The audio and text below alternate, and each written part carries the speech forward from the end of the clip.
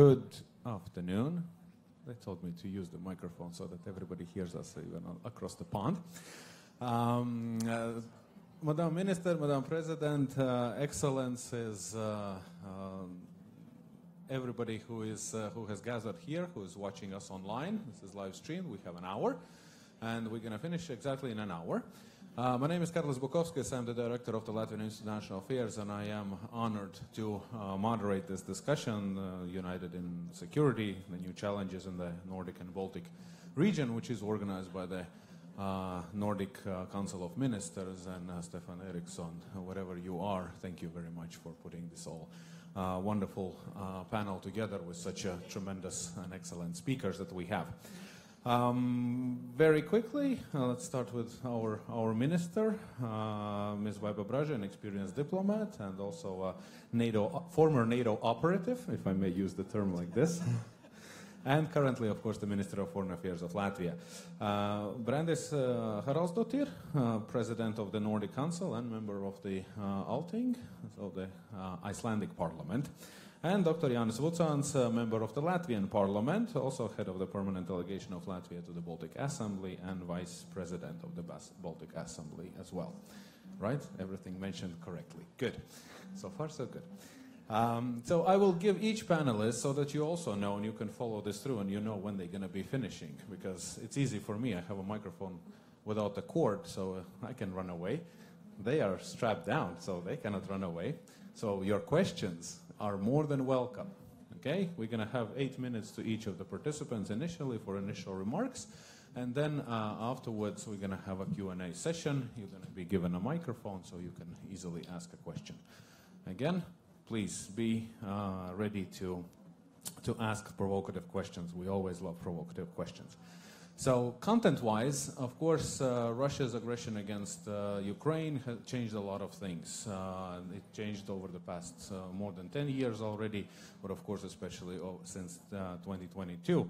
And there are some historical changes that have been happening, and two the most visible ones in the Baltic region, of course, is the NATO membership of Finland and Sweden, 2023 and 2024 respectively. So in this case, this is this changed security situation, changed security environment. This is the main topic of our debate and conversation today.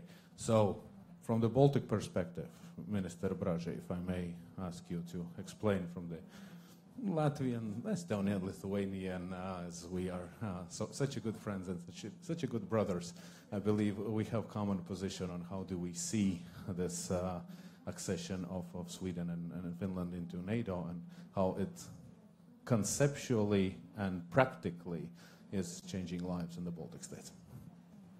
Paldies, thank you very much. I actually thought this was a panel about the Nordics and Baltics and what we have in common, and that it's for the people, I was told that. So I had prepared what is common among us, which is midsummer and celebrating it. And I think that's the only region in the world that does it. We prefer beer to any other drink, at least from the statistics. I don't know about individual choices. We watch quite a lot of Nordic noir, Baltic noir movies, from what I see lately. That's the newest trend that unites this region. We love sauna diplomacy, at least among foreign ministers, which we did just a couple of weeks ago with Nordics and Baltics and swimming in Finnish Sea. And then from there on, obviously, I think the harder subjects and more serious subjects we have all in NATO, and which means commitment to each other in a very concrete way. That means not just signing up to some abstract values, but actually committing to defend each other and give each other our blood, if necessary. And that goes both ways. And taking into account that Russia has been identified as a threat in NATO, by NATO, to our citizens and populations, that also means very concrete engagement by our military, armed forces, and all of societies in narrowing it down. What does it mean in terms of both Iceland not having a military force, but being in NATO, what is the resilience in Icelandic population? What does it mean for Iceland to be defended, or what does it mean for Baltics to be defended, but also to defend others? And why are we there?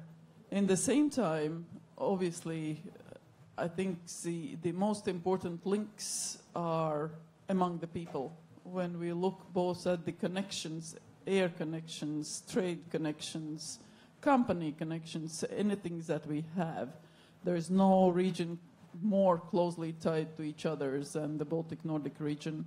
So this is the friends, this is the allies, this is a community that literally have things in common, both on paper and real life, but also through the blood and through our engagement with each other.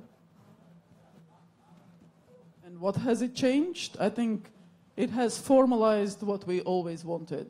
I mean, on the military side, we can discuss, you know, what does it mean in terms of resupply of troops, with the logistics, with the forward presence, with next week we meet all finally NATO summits with Sweden having joined just now. I mean, there's a lot that has been said already that we can then drill down into details, but I think this larger sort of spectrum is actually as important as formalizing what we had always wanted. Thank you. A quick follow-up question in this case. The Baltic Sea now is as we have been discussing this a lot, an internal lake or internal sea of NATO. When you hear this, what comes to your mind? How do you conceptualize this term? What does it mean that it was internal sea of the European Union before, but now it's being an internal sea of NATO? How do you operate with this term? Again, you can look at it at different levels. It does provide certain operational depth for countries on various angles, depending on what type of exercises, what type of threat scenarios you look at.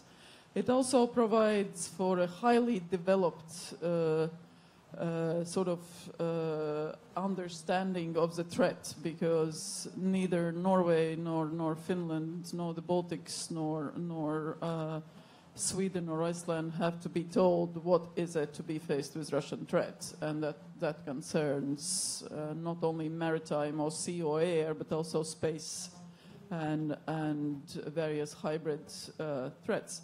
In the same time, we have very highly developed discipline, organizational skills, ability to organize ourselves at a societal level, so which again, for the resilience, for the sort of ability for the society to understand the threat, to defend itself, and to organize at various levels is necessary.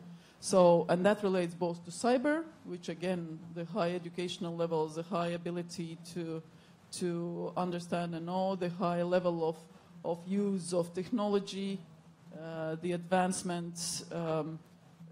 That's why this region is so special and so very different from other regions. Thank you. Organizational note. There are still places available in front, and especially I think I see some kids back there, so just let them through so that nobody has to be standing under the rain. We also have weather in common in our region, I think. Yes.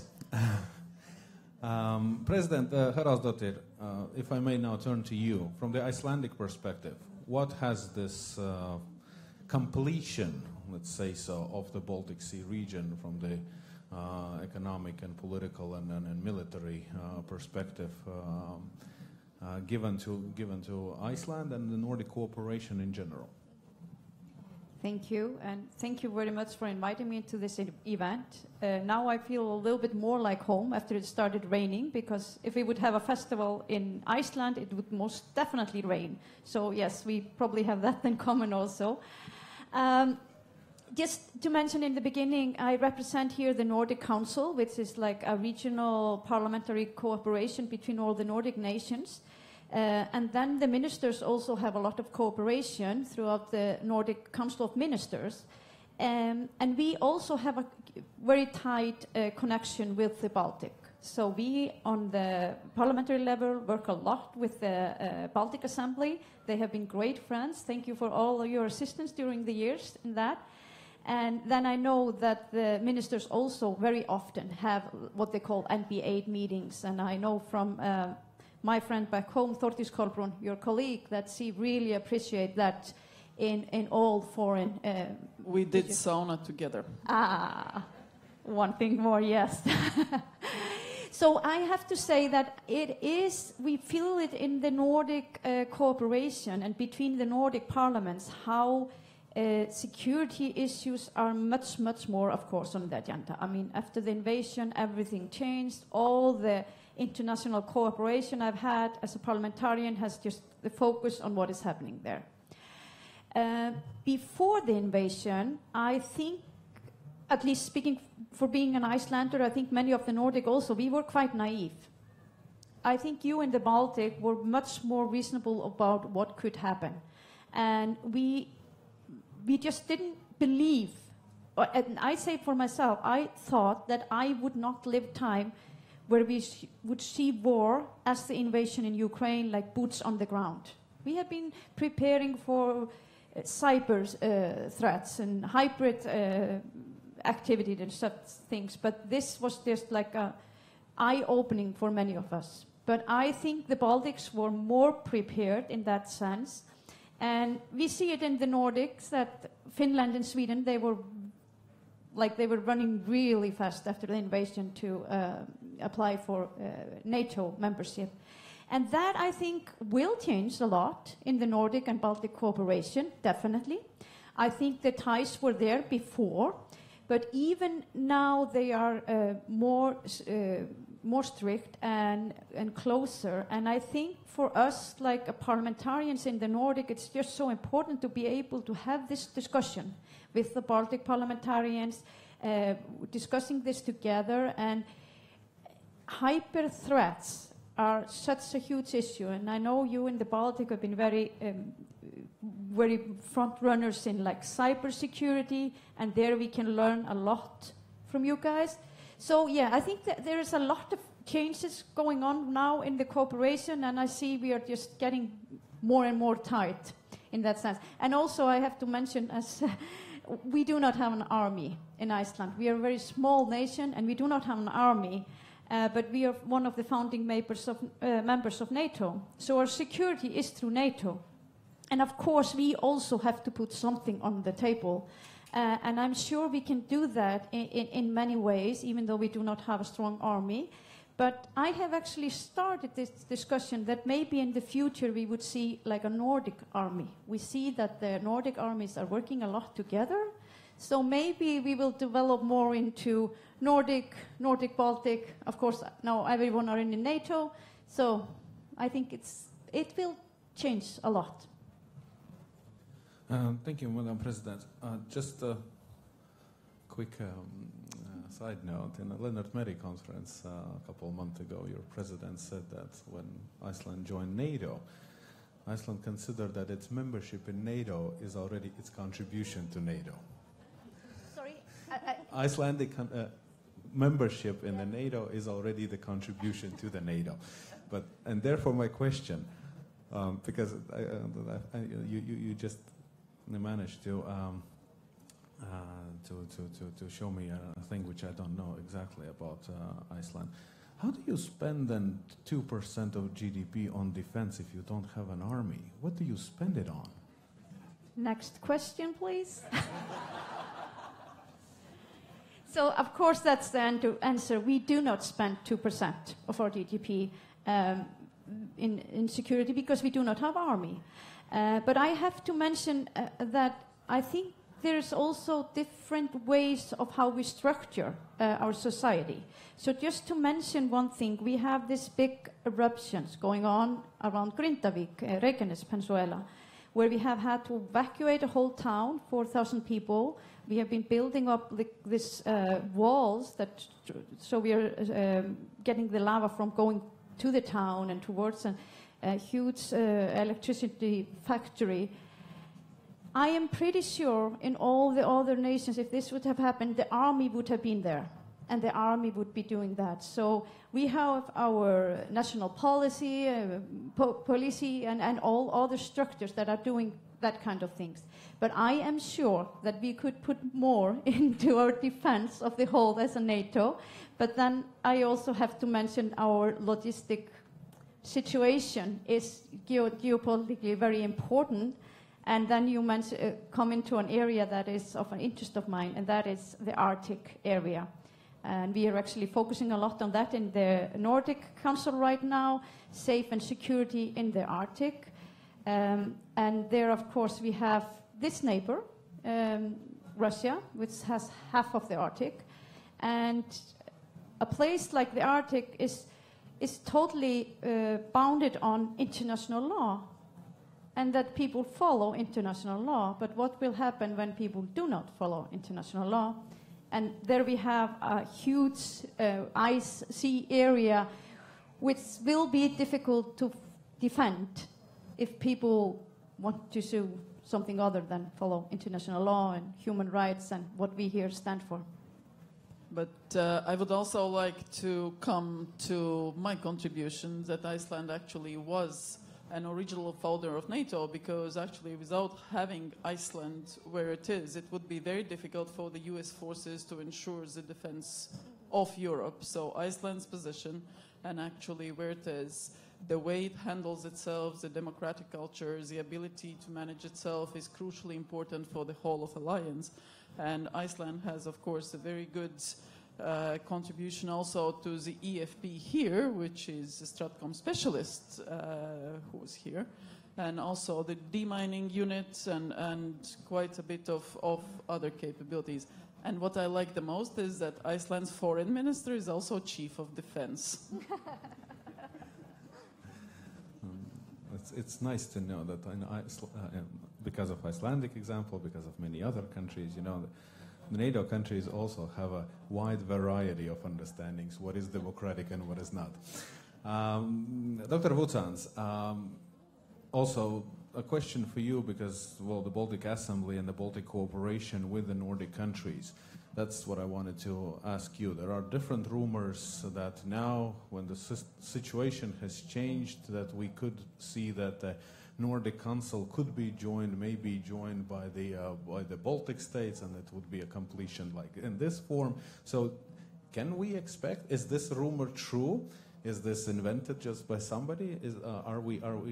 Can we expect some mergers, some expansion of existing formats? What's the collaboration going to be now in the next years? Honorable Minister, Honorable President, Honorable Director, and Honorable spectators. You are true. We are on the way to join. But let me start with mentioning the importance of the place where we have this discussion. 2 weeks ago, here, just across the street, we celebrated 105th anniversary of so-called Cēsis battle, when Latvians, together with Estonians, protected newly established state of Latvia. I already told this story to my friend Brindis, and it's a very important moment in history of Latvia. 35 years ago, nearby, Baltic Way passed from Tallinn through Riga to Vilnius, and we was on our way for independence. Let me transfer to all of you also warmest greetings from Andrius Kopčinskas, from the President of Baltic Assembly. Unfortunately, he is not able to be here today because he is in Vilnius and Lithuania today, and tomorrow they are celebrating 100 years of song and dance festival tradition. And it's also common for all 3 Baltic countries. We are together with Estonia and Lithuania in UNESCO list of heritage. And it's very important, all these features, if we are looking on not only on military aspects, but on geopolitical aspects, because everything has some basics. So if I try to answer to your question, of course, we need to take into account that in 1991, Baltic Assembly as interparliamentary organization was established, taking as some model example Nordic Council and also the Benelux Parliament. And we tried to took the best from them, and of course to make this our form of interparliamentary cooperation in the form that is more corresponding to our needs. Therefore, Baltic Assembly is working on the committee basis, and if we are speaking about all these things related to defense and security, in Baltic Assembly we have a special committee on defense and security, and I would like to mention that on it was December of last year, when we have Nordic Council and Baltic Assembly Summit in Tallinn. We made agreement, we signed agreement about cooperation for next 3 years. And in this agreement, in the first position is our help to Ukraine, taking into account all those things that relate to the geopolitical situation, how to help not only in the fields of battle, but how to help also reconstruction works in Ukraine and so. If we are speaking about more direct forms of cooperation, Brindis already mentioned cybersecurity and other issues. Those issues are on the table of Baltic Assembly, but in this our cooperation agreement we mentioned that we need to look for common solutions with respect to cybersecurity, with respect to fight with fake news and all these things, because maybe in Baltics we are a little bit more experienced on that, because this is our everyday, let's say, in attention of us every day. But we remember that a few years ago there was a situation that fake news to Latvia came through Sweden, even through some transmission programs that was emitted from Sweden, and therefore we need to cooperate. There is no other choice how to do this. If we are speaking about other forms of cooperation and where Nordics and Baltics could be more close, of course it's energetics policy. It's very important aspect, not only in the Baltic states, but in our discussions we discovered that it's also very important in all Nordic countries. Recently in the spring, we, together with Nordic colleagues, visited Faroe Islands. And we saw how they independently on their small islands are looking for such solutions. And I need to say that in those discussions with Nordic colleagues, we came to one very important conclusion, that previously we mainly spoke about cooperation. And we spoke about making some big systems, how to operate them together. During the war, maybe we need to think a little bit different. We need to think about some separate institutions which protect separately every state, and it's a little bit other type of thinking during such new geopolitical situation. So those are maybe only few of aspects that we together with Nordic colleagues are discussing when we have our common meetings. They are coming to Baltic Assembly meetings. We are going to their meetings. Since 2014, every year I have participated in the meetings of Nordic councils in all 5 countries. And before, in every my speech, I spoke about necessity for Finland and Sweden to join NATO.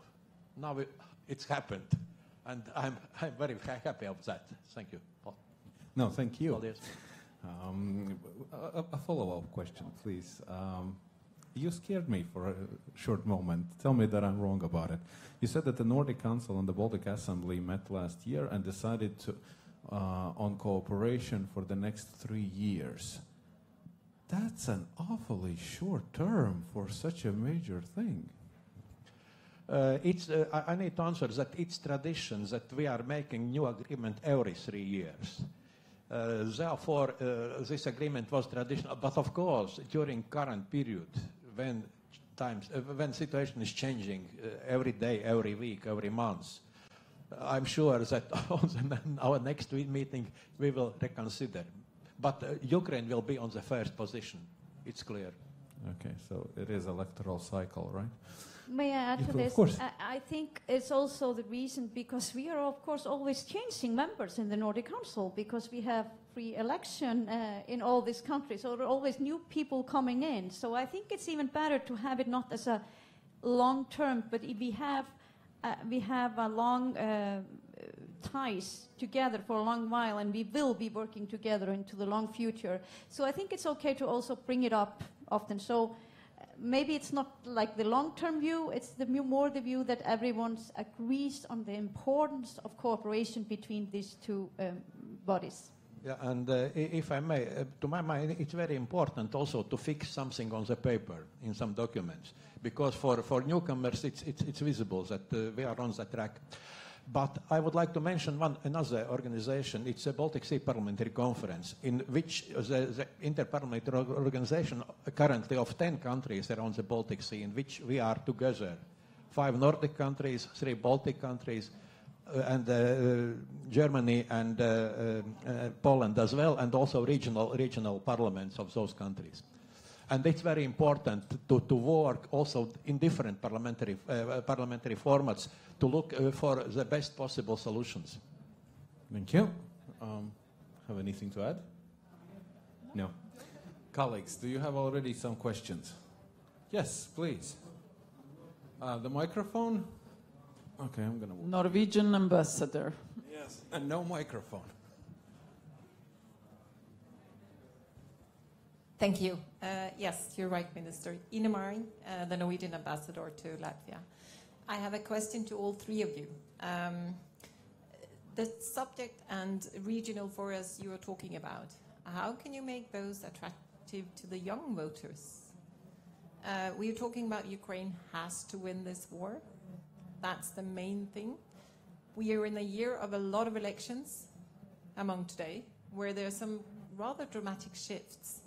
But how are you three, as politicians, going to make sure that the younger generation are actually turning up to these elections and committing and engaging themselves? Can you repeat the very end, the sound sort of went? What are you going to do to make sure the youngsters vote and get active in politics?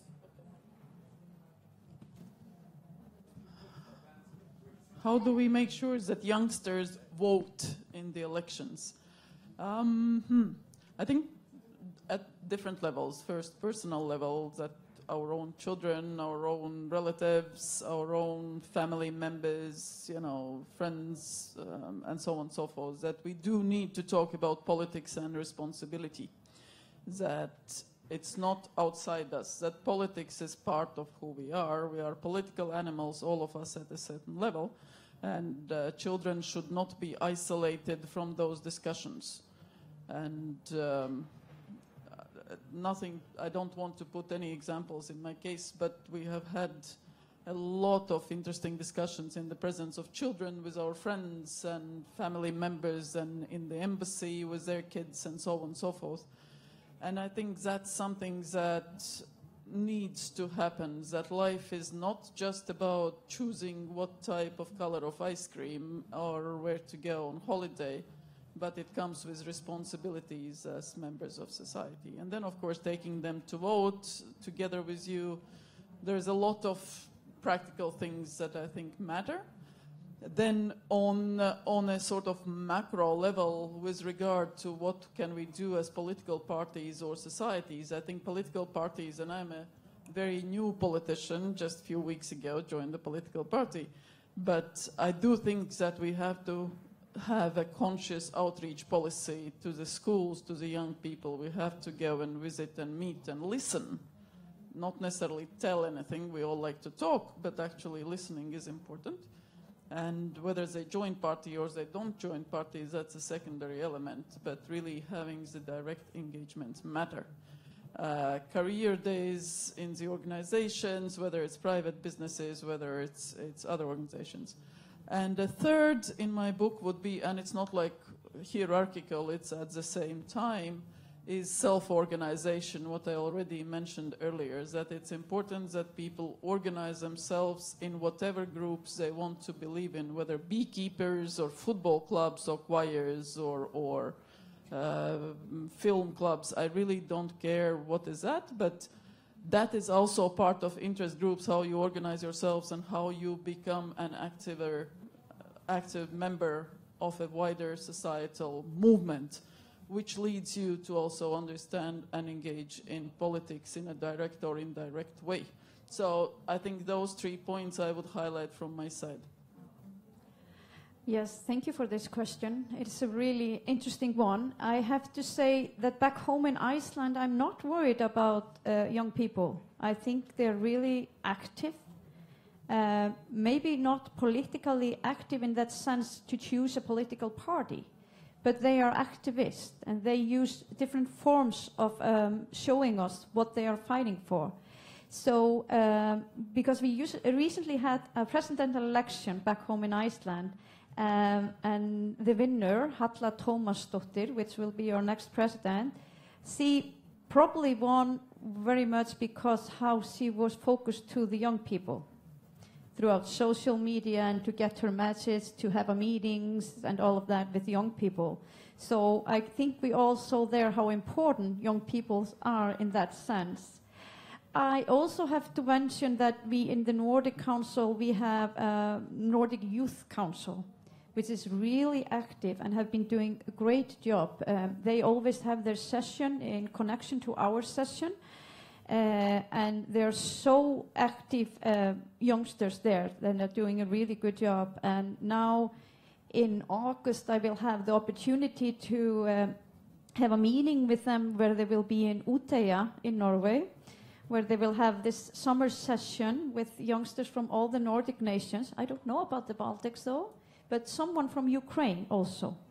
And they have done this twice before, and it has happened very, very well. So I think we have so much opportunity with young people and to get them more active into politics.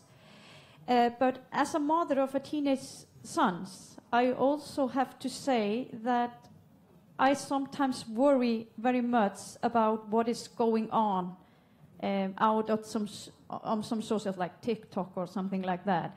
So media literacy and getting young people, and all of us, of course, to be very much aware of what we see on social media and following, is it really true, is very important. And I think we should do more, all of us, about that during our through our educational system.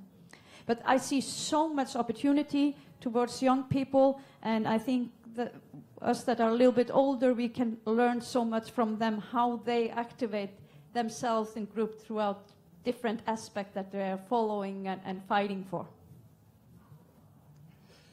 Yeah, I need to agree that very many depends on the family.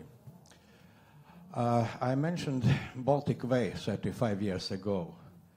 And I'm sure that those young boys and girls, which 35 years ago stand in the chain of Baltic Way at the age of 5 years, now are explaining to their kids what does it mean for this historical moment for Latvia.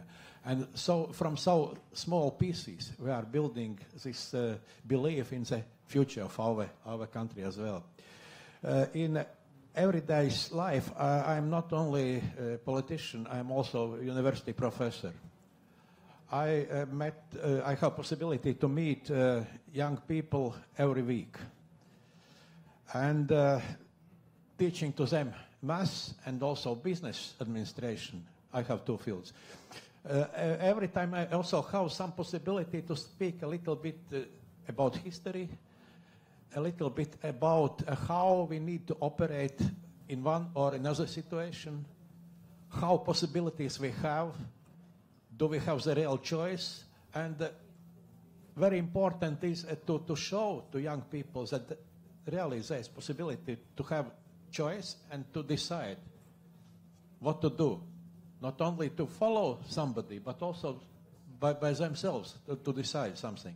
And I need to say that, especially if we are speaking about the students of universities, they are on this track to look for choices.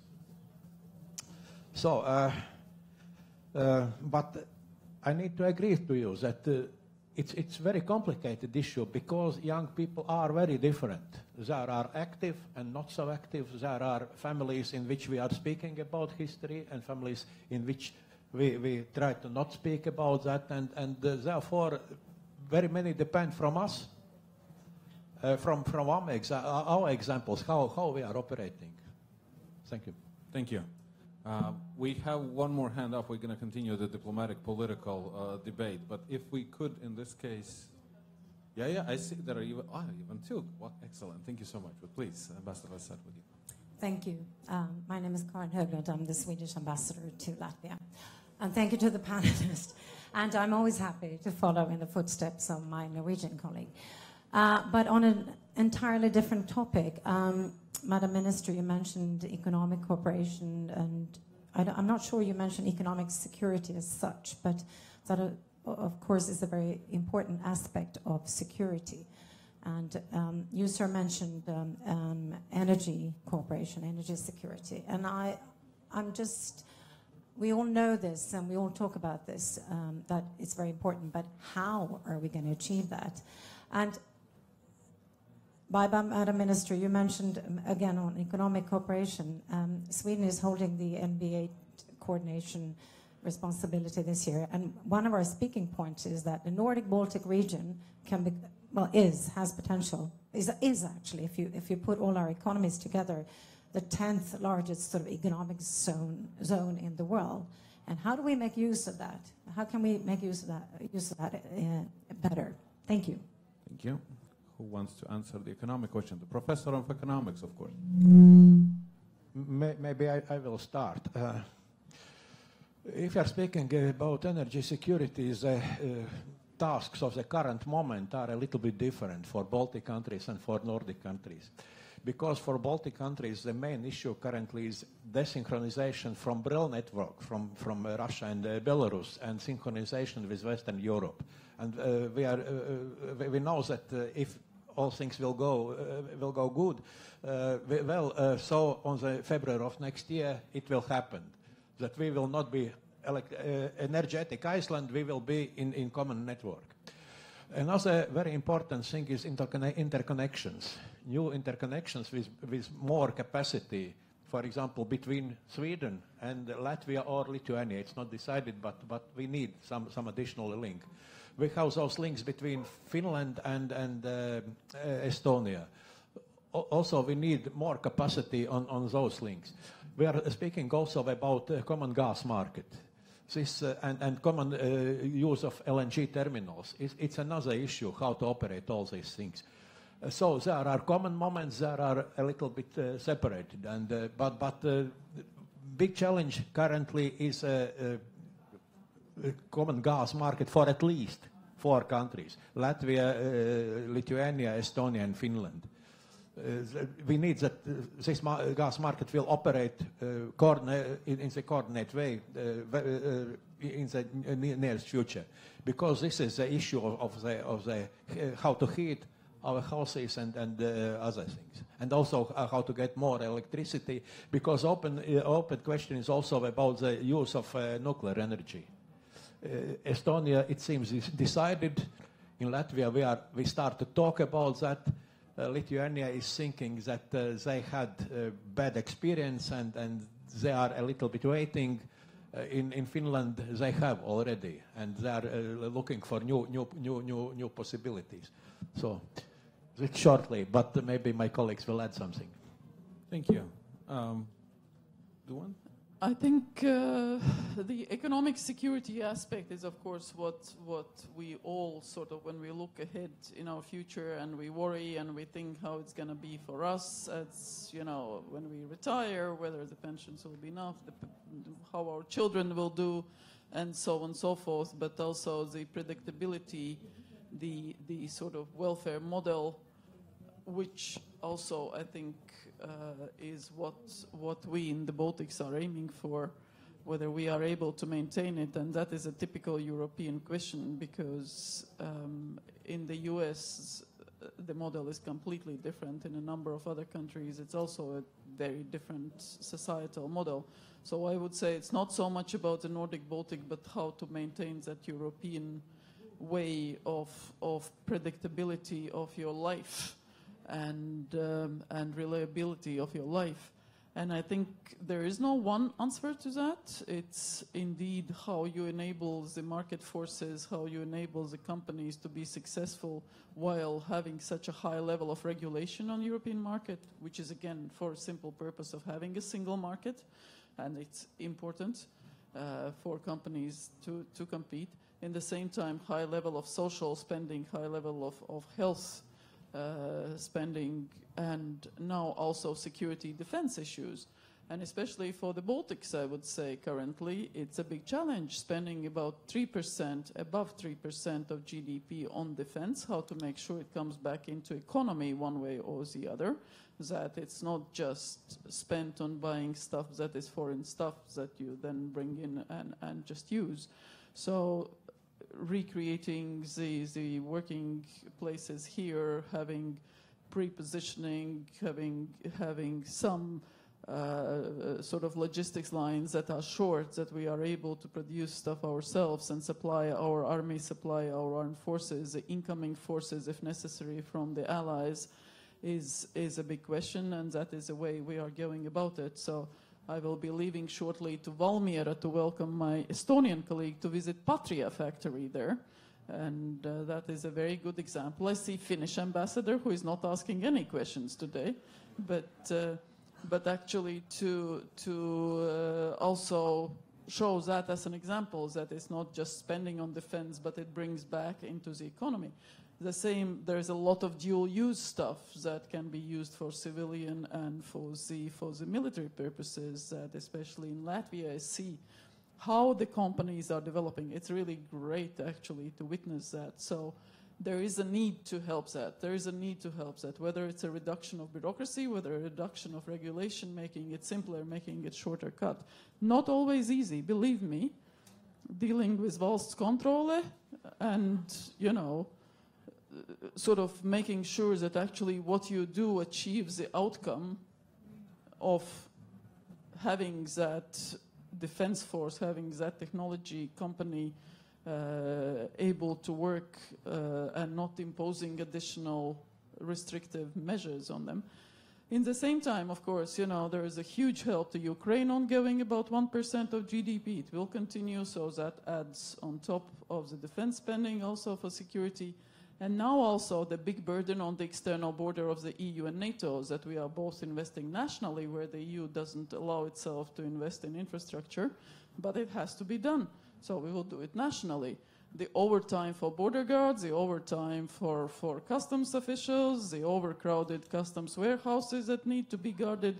There's a huge amount of spending that is going on because we are defending the others. That's the way how we feel. We are defending those that are not spending 2%. So we are telling them quite openly, come on guys, this is not good. You need to come in and reach that level, because the capabilities that need to be produced as a result will be needed for deterrence, for defense, but also for ensuring that there is no mistake, that we are all in it, and that it's a true Euro-Atlantic solidarity. So altogether, I think we are going the right way about it. So there is economic element, there is security element, there is enabling element, as Janis explained, on the energy, on the interconnections, on the infrastructure. And I think we also have some of the highest technological levels in our Nordic Baltic region in terms of both the skills, how to use technology, how to use digitalization, and so on and so forth. We just returned yesterday from state visit to Greece, where we also met our diaspora. And they just couldn't believe, telling the stories to us, how difficult it was for them not having access to e-services in Greece, which seems very natural to us in Latvia, whereas they have to go to local government each and every case personally, instead of, you know, doing the e-signature or requesting papers or submitting papers digitally. And for us, it's something that we take it naturally, that it's something that public service is providing. But also learning how to earn money from that would be good. Thank you. Please. Yes, thank you. And I think, these are really big questions being raised. How are we going to achieve energy security and economic security? And I think we could go on the whole day with those questions. And I'm not going to repeat what they've said, but I think we would agree in many ways. But I just also want to mention sustainability thinking, green transition, and equal transition. And then I also would have to mention when we talk about security, economic security, it has also all to do with welfare security, our democracy, and trust, which we sometimes call the Nordic gold, how important the trust is in the society. And I think actually what we are looking at now in kind of hybrid war with Putin, both invasion in Ukraine, but also hybrid war against the European Union, the European nations all, that they are trying to tear down our trust on society. So our work here as a like-minded nation is to secure that. And that, connecting also to the question earlier regarding the young people, they are also the key to that. So how we do it through our educational system and how we do it through maybe events like we are attending here to build on trust and democracy. Yes, it works. Wonderful. We have 1, 2, 3 questions. If we could start combining them, if you don't mind, please. Ilota Late from Marta Centers. We are talking about security, and one of the crucial issues to ensure security is also combating organized cross-border crime, and especially trafficking in human beings. And as Marta Centers, we also see that it's present, it's growing. We see how young people are involved in trafficking, in sexual exploitation, but also in drug trafficking and other forms of trafficking. And it's really important that we find a way how to shift common understanding about this crime cross borders, and also efficient investigation, prosecution, and stopping this crime, and common understanding about this sexual violence and sexual exploitation and so on. As we know that also within conflicts, sexual violence is like a war weapon. But what we see also in Latvia, that our police, they just don't initiate any criminal proceedings when it's case of trafficking, especially sexual exploitation. They are not willing neither to investigate nor to prosecute. So what do you see how we can become more efficient in raising this issue about trafficking, building common understanding, and being more efficient in very practical ways to combat this organized crime? Thank you. Thank you. Human security is an essential thing. Please pass the microphone on.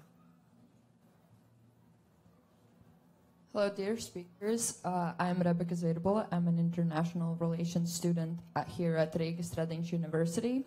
And my question will be about hybrid warfare and hybrid war tools. As the Icelandic representative mentioned, it is very important that we pay attention to them.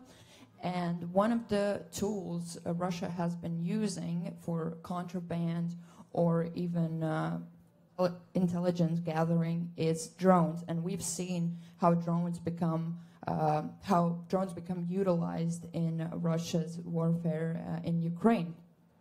And that is why I've noticed that the ministers of Baltics, also Norway, Finland and Poland, have been involved in talks about the drone wall.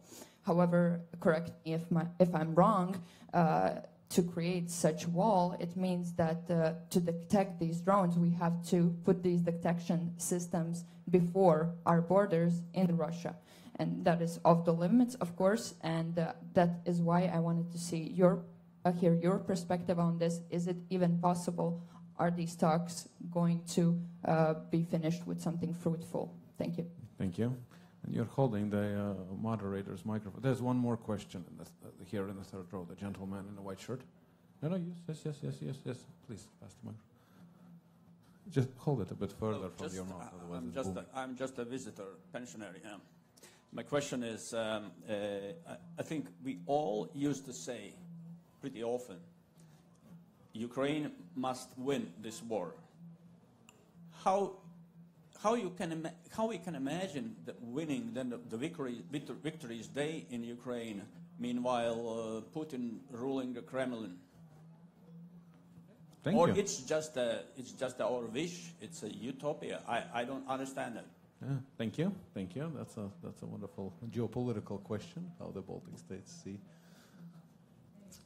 On the last one, I think you always put a policy objective, what you want to achieve to any action, because you can't just put a dream and say, I'm going to work towards a dream. There has to be a policy objective. So the policy objective for Latvia, for the Baltics, for the Nordics, but also largely for the EU and NATO is Ukraine's victory. Some countries word it like that, some countries word it differently, but that's essentially what the effort is about. And it involves very practical things such as providing military aid to Ukraine, again, for a particular military both strategy and tactics that Ukraine is conducting. But it involves also many other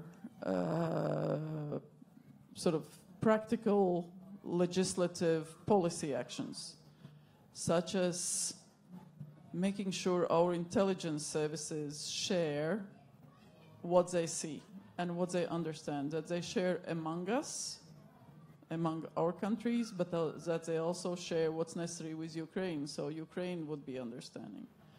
It involves a very concrete work by the foreign ministers to ensure that, for example, sanctions to the sort of grade Russian military capability are very particular type of actions that we need to reach. And again, for that we need both the intelligence ability to understand what is that Russia is using. We need experts' ability on the economic terms with regard to understanding how Russia's economy is doing, how it's affected. So for that, yes, there is a policy objective, but then when you narrow it down, there are many practical steps that need to be done from the policy making level to policy implementation level across all pillars: military, economic, legislative, customs, cooperation, and so on and so forth. And the most important, that our people, that people in other countries would continue supporting Ukraine with everything that we can possibly do. Because if Ukraine loses both the will and the ability to fight, then there will be no victory. So that is what is the sort of policy. And on the question of drones, I think it's an early stage about the drone war. I don't think there is a very detailed answer yet, but as a concept, it's a valid concept, both for the understanding, the challenge and the threat, because again, in order to respond, you need the understanding. So it's understand and respond. So the drones are very useful both to understand, but also if necessary to respond. But I don't think it's into techniques yet where to place the reception or not and how to make it interoperable. You also need to be able to counter electronic warfare and to do your own electronic warfare. There are, again, quite a bit of technical stuff involved in all that. Thank you, Minister Brasha. Yes, thank you for all these good questions. And I want to start with this, how can we become more effective in fighting organized crime? And I actually think a cooperation, international cooperation, is a key factor there. This is actually on my agenda back home in my parliament back home in Iceland. And we are learning a lot from all the Nordic nations. Probably it could also be in better cooperation with the Baltics. But this is all about cooperation because, as you said, it's cross-border.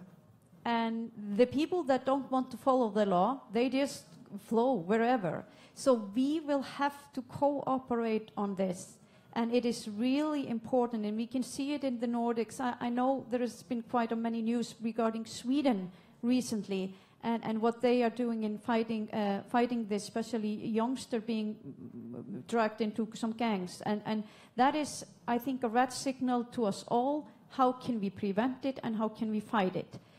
But I just want to change over to the Ukraine. I think it's all about laws. I mean, we are thinking about societies, the welfare of societies. And we have to have law for that. And people have to follow the law. And we will have to have some kind of means if people do not follow the law. And that is what happened in Ukraine. I mean, there are borders. There is international law. You cannot move borders. So Putin cannot do that. He just went into another country and took over part of it.